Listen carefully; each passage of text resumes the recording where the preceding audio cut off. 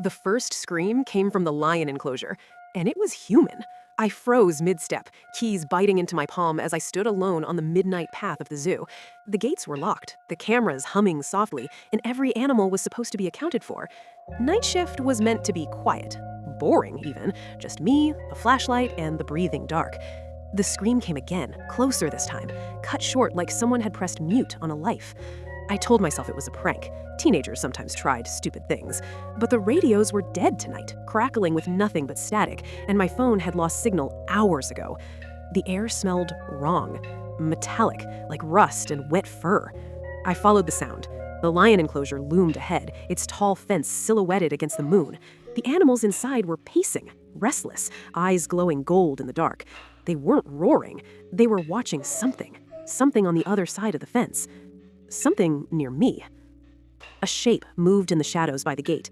I raised my flashlight, heart pounding, and the beam landed on the security guard from the earlier shift.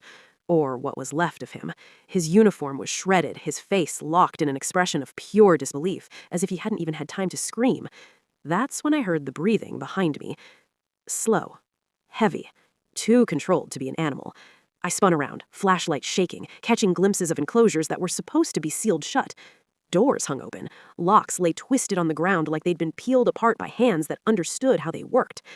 A voice whispered my name. I ran.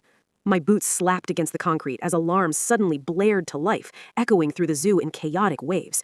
Animals roared and shrieked, cages rattling as if the entire place had woken up angry. I ducked into the reptile house, slamming the door behind me and barricading it with a bench. The lights flickered. In the dim glow, I saw them. Footprints smeared across the floor. Bare. Human. Leading toward the crocodile tanks. The glass of the largest tank began to crack. I backed away, realizing the truth too late. The zoo wasn't being invaded. It was being reclaimed. As the glass finally shattered and the lights went out completely, I understood why no one ever lasted long on the night shift, and why the animals never slept.